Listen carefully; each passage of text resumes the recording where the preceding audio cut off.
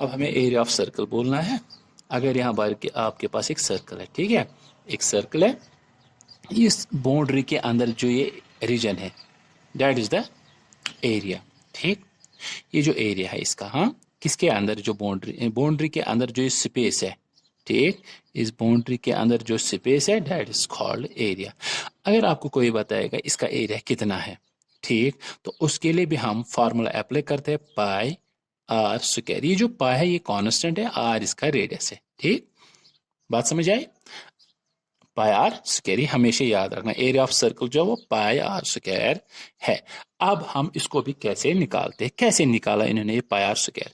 आप क्या करोगे, घर में आप एक सर्कल बनाओगे विद एनी रेडियस, ठीक, ये इसका सेंटर है, ठीक, आप ऐसे इसको सेक्टर्स में डिवाइड करोगे, नंबर ऑफ सेक्टर्स।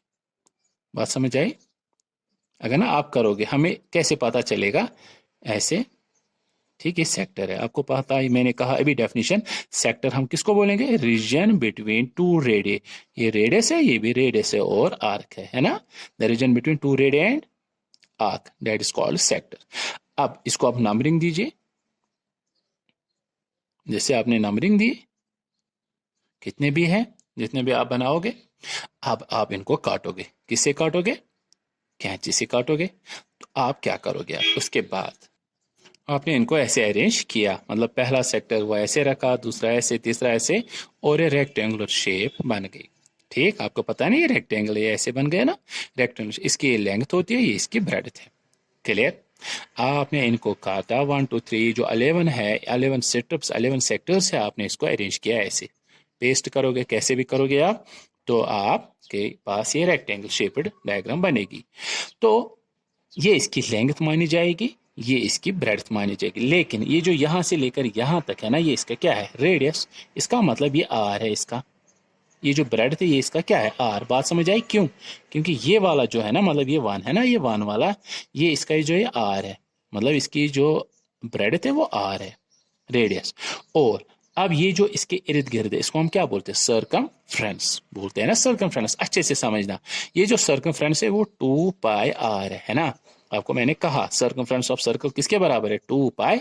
लेकिन इसकी जो ये वाले है, ए का ऊपर है, 2 का नीचे है, मतलब यहां से, इसका मतलब यहां से लेकर यहां तक आधा है, यहां से लेकर आधा है। ये जो 2 पाई आर है ना, ये टोटल, ये असल में ये 2 पाई आर आधे ऊपर है, आधे नीचे, 2 का नीचे है, 3 का ऊपर है, 4 का नीचे है ना। बात समझ आई?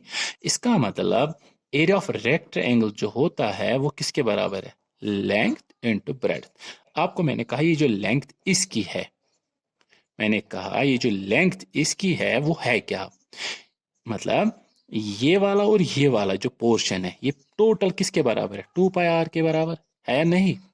इसका मतलब ये जो लेंथ है वो आधा है किसका, 2 पाई आर का। मतलब मैंने अभी भी कहा ये जो यहां से लेकर यहां तक है ये लेंथ मानी जाएगी, लेकिन ये लेंथ जो है ना ये किसका आधा है, 2 पाई आर का। क्यों? सर्कमफ्रेंस आधा नीचे से, आधा ऊपर से है। ठीक है, ये बात समझ आई? अगर आपको कोई बोलेगा इसका पेरीमीटर निकालो, ये लेंथ है, ये भी लेंथ है, ये भी आर है, ये भी आर है, this plus this plus this plus this, वो आएगा ना टोटल 2 पाई आर। बात समझ आई? तो यहाँ लेंथ जो है वो हाफ है किसका, 2 पाई आर का। बात समझ आई? 2 पाई आर इंट, और ब्रेड्थ भी क्या है, ब्रेड्थ इसकी जो है वो आपको मैंने कहा आर है, 2 टू कट, ये पाई आर इंटू आर क्या हुआ, आर स्क्वायर।